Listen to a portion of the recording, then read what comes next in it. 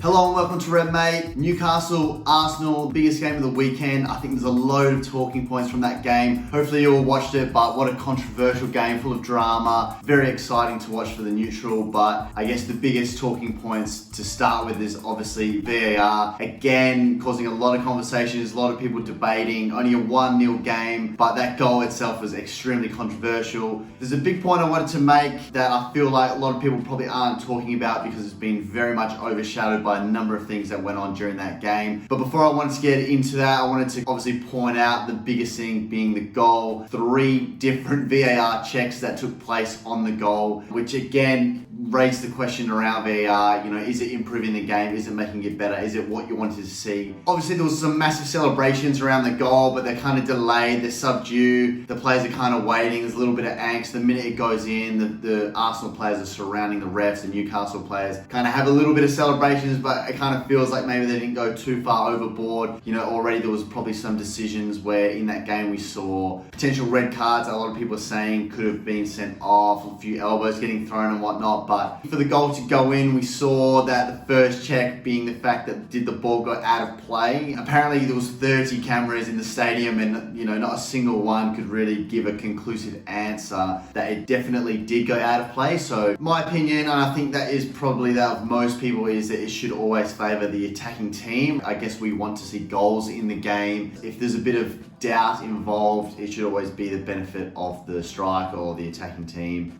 whether it be offside or whatever it is, just to encourage goals. I think that's what we want to see. At the end of the day, football is a form of entertainment. That's why we as fans are watching. So, if it's a 2-2 game or a 0-0 game, I feel like, obviously same result there, but we just want to see goals. So the on-field decision as well, they had to go with that where the ref just said, it looked like it stayed in, so game continues. They couldn't confirm 100%, so like I said, they deemed that one all good. The next VAR check that they completed was the fact that whether it was a foul. And for me, having seen the replay over and over and over again a number of times, I have to say my opinion is that it was not a foul. It did not look like a massive shove. Obviously there's a bit of contact there, and as players are jumping, trying to leap and get elevation, trying to gauge the space and where they are, they're looking at the ball. It looks like Gabriel's maybe been pushed over, but I've seen a number of different replays over and over where he kind of goes over towards the end of the jump, if that makes sense at all. So he's kind of got a hand in his back, but it looks like he kind of been shoved, but to me it feels like as he's looking forward, he's kind of already going down with a very minor bit of contact, and then he kind of jumps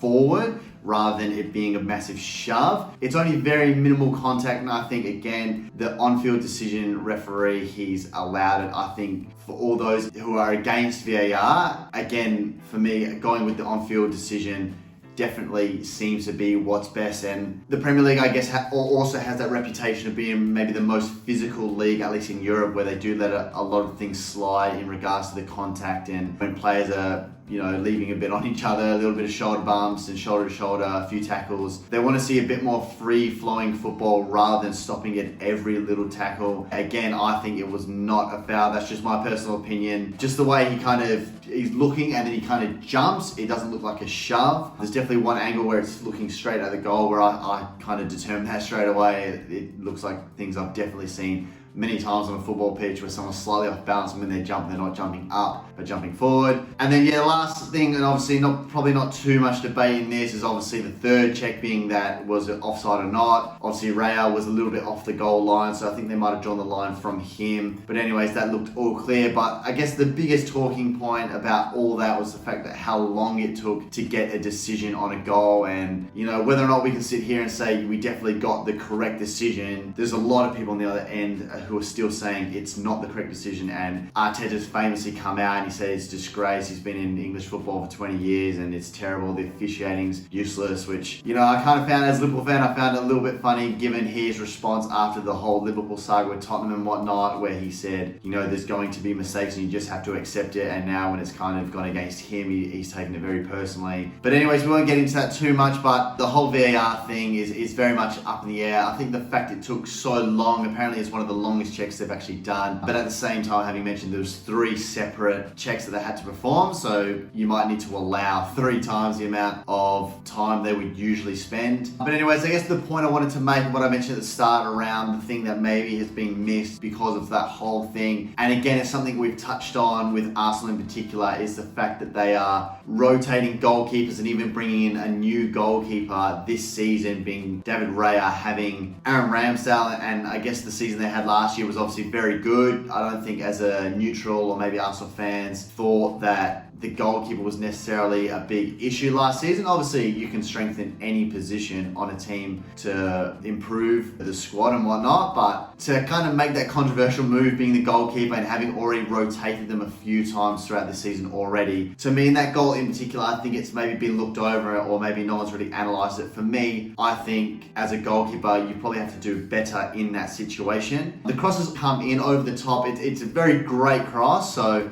fair play to him there, and as a goalkeeper, we need to be understanding about how difficult that is. But at the same time, he's got 2 options in that situation when it's coming over the top. And the first response, I guess, is to assess it. Obviously, there's very little time frame in order to do this, but as an elite Premier League level goalkeeper, it's something that you're expected to do, where he's got to assess whether he's going to be able to come out and parry that or catch it. He's got to assess the height where he thinks it's coming down. You've got to know where the defenders are, where the strikers are, whether he can come and claim that, whether it's in his territory, it's in his space, and he can clear the danger. So as that's coming in, and it looks like, and it's obviously the decision he went for in the end, where he's gone up and he's gone to parry it, and he's just basically misjudged it by a long shot. He's taken a massive swipe at it. He's missed it. I think it's probably a little bit too high for him, but again, that's a complete misjudgment if he's thought he could come out and reach it. The ball's obviously gone over, and then it's then at the back post as a jostle, a header. He's hoping his defender's going to get there and whatnot. But had he thought it was too high and had he realised that from the get-go, and this is obviously a lot more difficult, but as the ball goes over his head, he's then expected to turn around, and he's then going to have to back himself in a reaction save, where if Newcastle or Joelinton wins that header, he's then facing the shot from very close quarters, and he's got to back himself to make that save. And obviously it doesn't come directly to him, it goes back to Gordon, but I think he had 2 decisions to make, and he's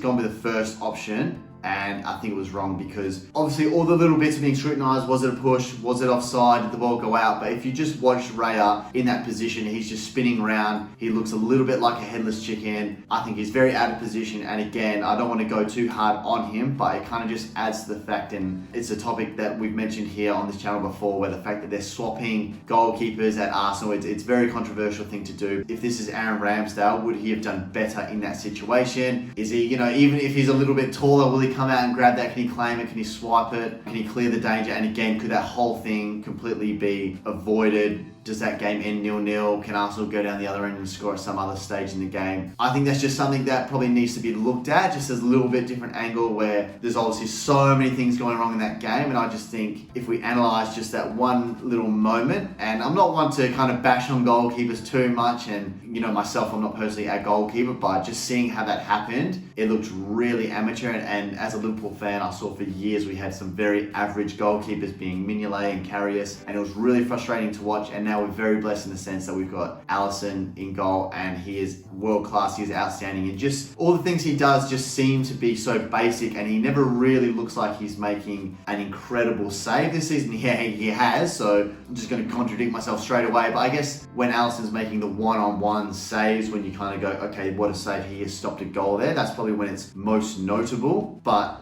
when something's kind of coming in, and a lot of goalkeepers will struggle with crosses and positioning, I think that's one of the more harder parts of the game for them. I think it's just something to look at again, and Arteta in his press conferences has come out, and the biggest point he's made is how bad the officiating is, and he hates VAR, and the ref's shocking, and the English officials are terrible. And a lot of people have done the same thing, and they've said it's ruining the game, the officiating's bad, VAR's bad, but with a little bit of an improved performance from the individual players, I think that goal in general probably could have been avoided. That's just my personal opinion. It might be a long shot, but I think as a goalkeeper in the Premier League, you need to do a little bit better to come out and think you can make a save, jump up, take a swipe, not get any contact on it at all, completely misread the flight of the ball and the height of it and everything like that, I think it's quite poor because he's then out of position. And as the ball's bouncing back from Joelinton to Gordon, he's off his line and Gordon's basically kicking it into an empty goal, and Raya and Gabriel are basically getting caught up and they're tripping over each other's feet